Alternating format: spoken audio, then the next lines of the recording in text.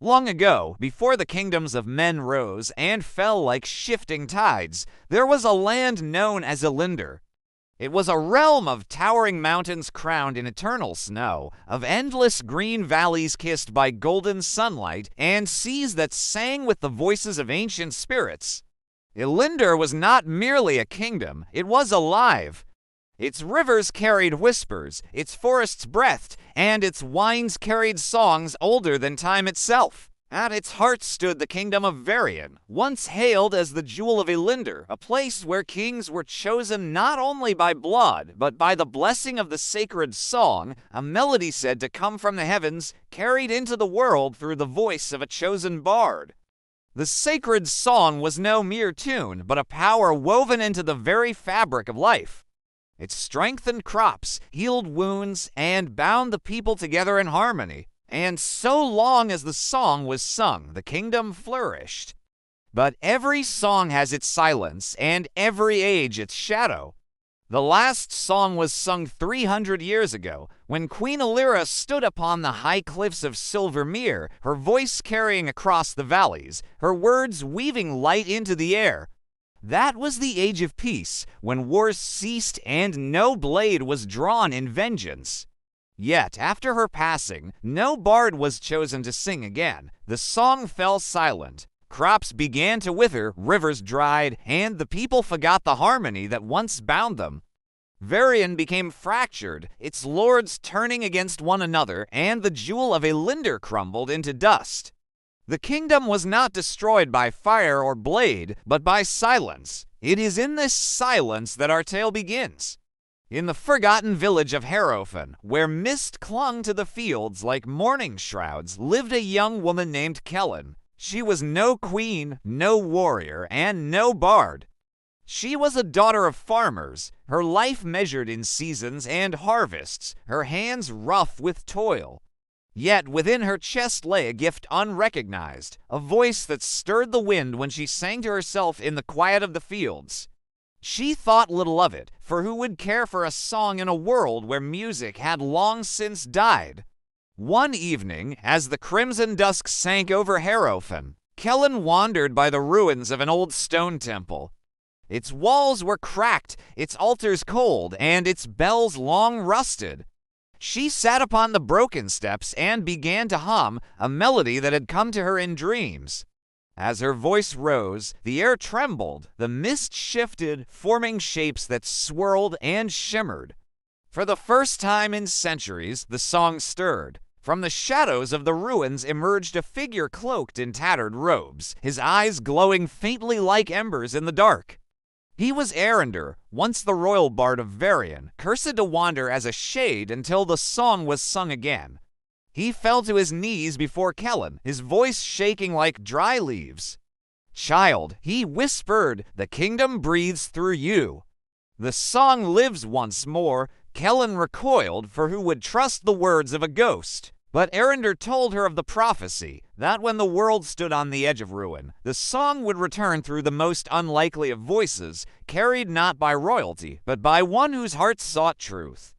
He warned her that others would sense the return of the song, and not all would welcome it.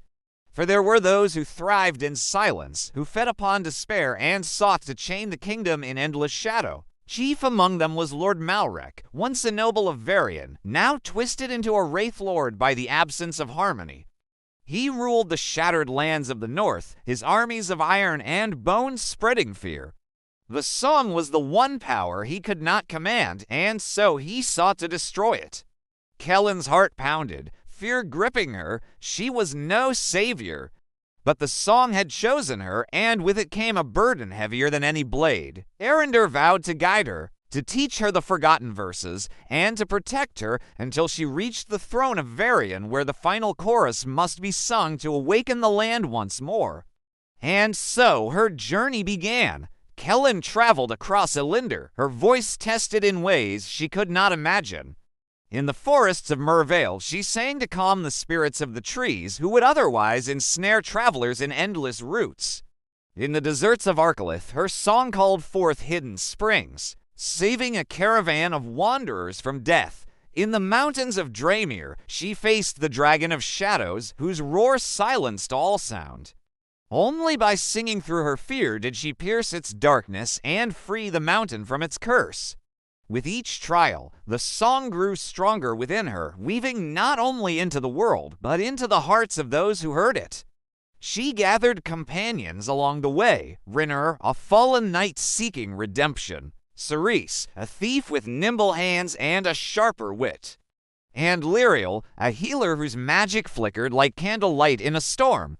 Together they formed a fragile fellowship, bound not by duty but by belief in Kaelen's voice. But Malrek's shadow grew longer. His spies whispered of her rise, and his armies swept across villages, burning and enslaving, all in search of the singer. He feared not Kaelen herself, but the truth her voice carried, that the kingdom could rise again, that despair was not eternal. At last, Kaelen and her companions reached the ruins of Varian's capital. Where once stood marble towers and golden banners, now lay blackened stones and broken statues. Upon the throne of bones sat Malrek, his form cloaked in shadow, his voice like the grinding of iron. He mocked her, calling her a farmer's daughter, a nothing, a spark to be snuffed out. But Kaelen stood tall, her companions at her side, and began to sing. At first, her voice wavered. Malrek's darkness pressed upon her, choking her words. But then she remembered the fields of Harrowfen, the laughter of her family, the kindness of strangers she had saved, the hope in the eyes of her friends. She sang not as a queen, not as a chosen one, but as Kaelen, simple, human, unbroken. The song erupted like dawn breaking through endless night. The throne of bones cracked, the ruins trembled, and the very earth shone with light. Malrek shrieked, his shadow unraveling, his power dissolving in the harmony that bound all things. The silence of centuries was shattered. When the final note faded, Kaelen fell to her knees, exhausted, but Elyndor awoke.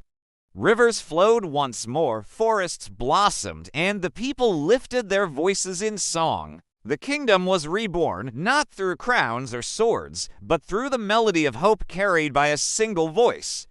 And so Kaelen, the farmer's daughter, became forever known as the Singer of Dawn, the one who brought back the song of the fallen kingdom. Yet the tale does not end there, for as long as songs are sung, so too will shadows wait for silence. And perhaps, one day, another voice will be called to rise. This is the story of the Song of the Fallen Kingdom, and it is only the beginning.